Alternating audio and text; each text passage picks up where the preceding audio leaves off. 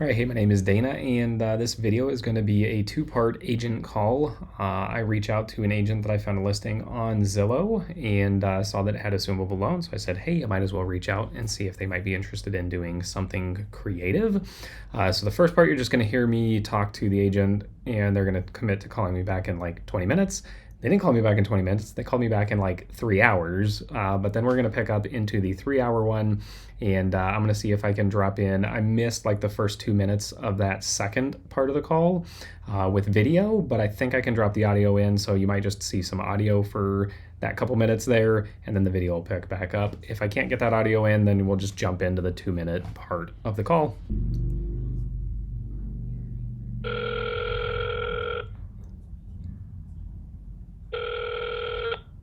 Hello, this is Jeff. Jeff, my name is Dana. How are you doing today? Good. How can I help you? Hey, I was actually calling Celeste, but I got her voicemail, so she said call you if I had questions on her voicemail there. And so if you're available, I just had a question or two on your listing on Time Drive, or I can wait to talk to her if she's better to answer questions there. Oh yeah. Can we call you? Or would you be available in about 25 minutes? I can call you back. Yeah, that's fine. We're just in a meeting, Yeah, no worries, just man. starting right now, but I can call you right back Sounds good. if that's all right. Okay, thank you, sir. Appreciate it. Bye. Hello, this is Dana. Hi, this is Celeste McIver. I was just returning your call. Yeah, hey, I was reaching out to you about Kind Drive, and I just had a question or two if you have a moment. So I saw it said on there that it's got a 2.375 VA rate on it. Or I guess I should start with, I assume it's still available. It is. It is. Gotcha. No, any offers on the table or any that they've turned down recently? They have turned down, so we've been getting a lot of investor offers that either want to do like a subject to or a wrap or different things like that, and they're not able to do that. They're just not in a position to do that. And then, of course, we've had the flippers that are coming in pretty low. So we've declined those. Gotcha. But other than that, we don't have anything else on the table at the moment. Gotcha. All right. So, because I saw I assume it's vacant, so they're already gone. Well, that honestly answers most of my questions, to be honest. I was looking at this as I'm looking to pick up a rental in the area. I just sold my last one in Estrella, and so I'm looking for another one in the West Valley, and I'm partial to the West Valley. I know most people are partial to the East Valley, but I try and stick over here. And when I saw it, the low rate, I was like, that might be interesting, but I buy in an LLC and you can't assume. So if I was to do it, the only way I can take advantage of that is, it would have to be with like a mirror wrap or something like that to take over that payment. Yeah, but it sounds like you've already had that wrap. discussion with them. Right. Yeah. Yeah, they're not able to do anything like that. They're in a position where they just need to sell it and get as much as they can, because there's not much of a buffer between the purchase price or the sale price and the loan amount. So there's really not a whole lot of wiggle room there without them having to pay to sell their house, right? Yeah. So we're kind of hoping that we can get a VA that's going to make it a primary residence, so that they can assume that loan and then they get their entitlement back, so they can purchase their next home. Yeah, that's part of why I was curious, because I know that that's a 60, 90-day process once you get somebody approved on there. Right. Yes, which is something they're willing to do it if it's a if they can get the purchase price for it, they're willing to do that. Just so that they can make a little bit towards their next purchase. And everything that we've done, we continue to run the numbers, we continue to look at the comparables and everything, and we're still one of the better priced homes in the area for the square footage and all of that. So hopefully we'll get a good buyer here that sees the value in the home Gotcha. Where'd they move to? Just curious. They're actually still around. They come in from time to time. They still have their belongings in the garage. So they're just Gotcha. staying with family right now. Okay, To I was make the home easier to sell. gotcha. Yeah. So they haven't gone and bought the next place. They're looking for the equity from this one before they buy that one. Yes, yeah, they're staying with family until they get the equity, so they can and get their VA entitlement restored, so they can purchase their next home. Gotcha. Have they looked into the secondary tier entitlement? I don't know if you're familiar with that or not. Not really, but it's So the beginning, yeah. So I buy a lot of homes. I buy cash, but I also buy, whether it's taken over payments or seller finance. And heck, I think 6 of the ones we bought last year that were VA loans, it was a very similar situation where they were moving. Most of them was because they were being stationed somewhere else. And because there was so much of that happening at the beginning of last year and the rates were so crazy, people were having a hard time selling, the government upped second tier entitlement to like 726 grand across the country. There's a few like exclusions to it or like different zip codes that potentially are more and some that are less, but I mean, this one is a higher loan, so I don't know that necessarily that would, I don't know if it's necessarily higher. I guess it really depends on their income and what their certificate of eligibility is. But basically the way it would work is if they got they can get a second VA loan, still have the full benefits of like 0 down, all that fun stuff, if the next loan falls within whatever the additional certificate of eligibility they have is. Which, I have like lenders I could refer, for them to call and check on if they wanted to see it. But we had a couple of them where they did that and they had enough, second tier entitlement to just go ahead and buy that next one, as long as we showed that the income was offset on the first one. So like this one here, if they had one in place and they were ready to buy, the lender would have us like just do a lease agreement that shows that we're responsible for the payments for the next 12 months. They can close on the next one, and then we would complete this purchase subject to.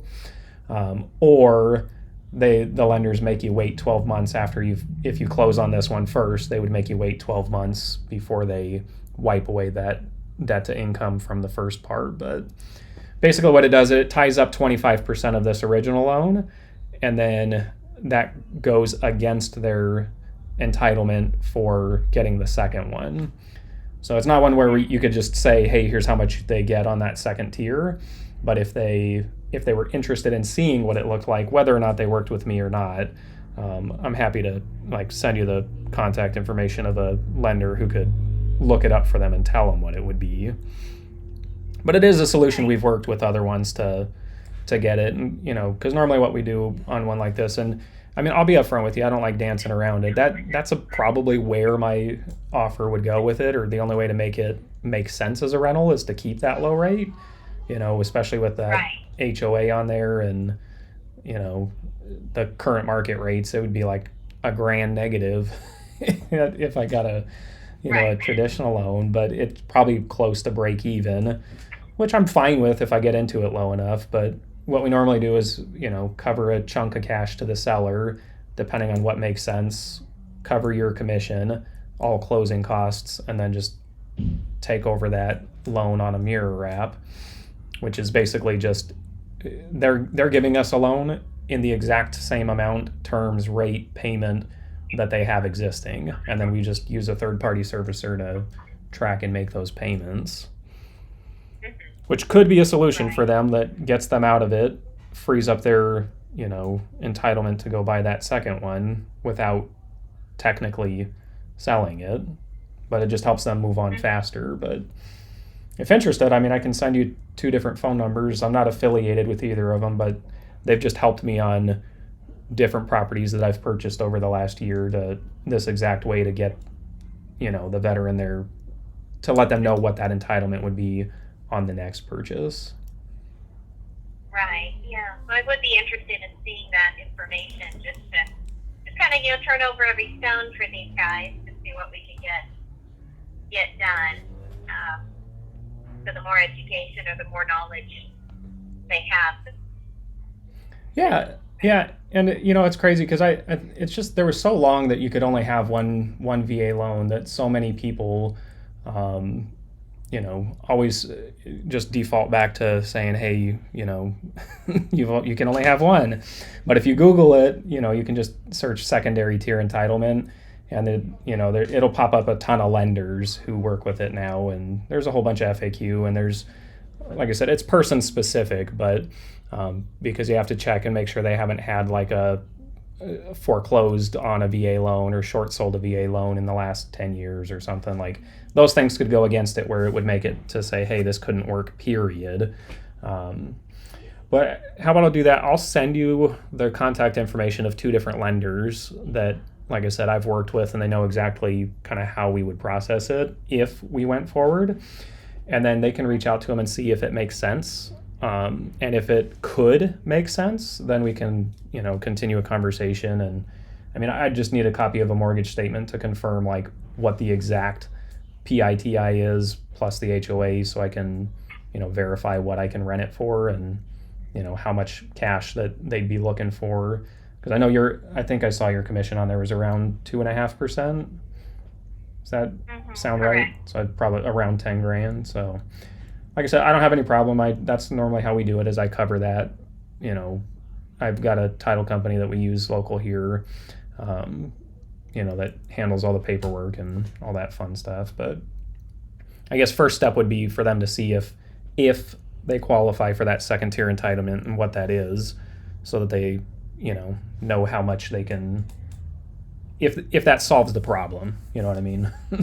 Because if their next home that they only have the ability to go get a $300,000 loan, but they want a $500,000 loan, that might not solve it, Or if they have access to higher, but there's different ways around it. So if it was that example, say it was 500 and they only had access to 300, they have to put down 25% of the difference to keep the VA loan.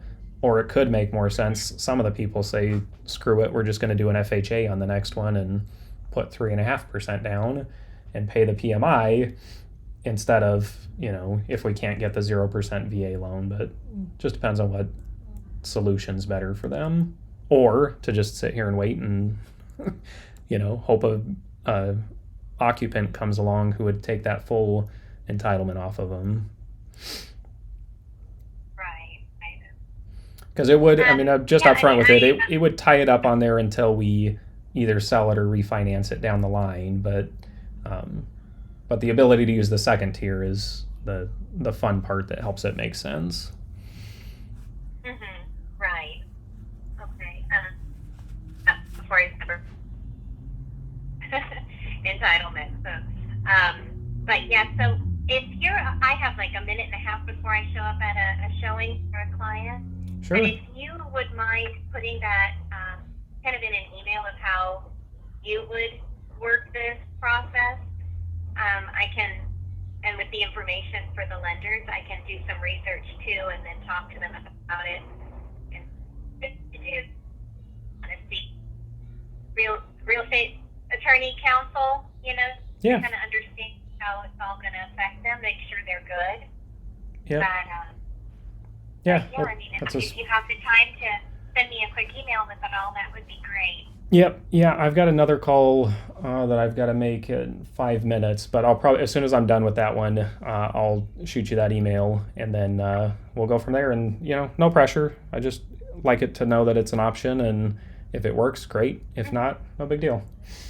But I'll shoot you that as soon as I get off that next call, and good luck at your appointment. Great. Thank you. I appreciate it. Yeah, appreciate you taking my call. Have a good one. You too. Bye. Bye. All right, hey, so what did you think of the call? How do you think I did? I think I talked a little bit too much. Normally, I like to pause and let them ask questions, use that silent pause and let stuff kind of like sink in. I think I maybe tried to sell it a little bit too hard, but anyways, that would be at least the biggest feedback I got while editing this call is, but first I was like, that was a pretty good call. And then I was like, man, I think I talked a little bit too much. I think I over-explained the secondary tier entitlement when I probably could have condensed that to maybe like a minute and just been like, you'd probably talk to the experts to verify all of this information, and that would have been enough, right? I think that honestly would have been enough. So anyways, let me know what you think of the call, and if you would like to see more agent calls, then like the freaking video and drop a comment below, and we'll see you on the next one. Follow me on Instagram, @DanaInvests. Later.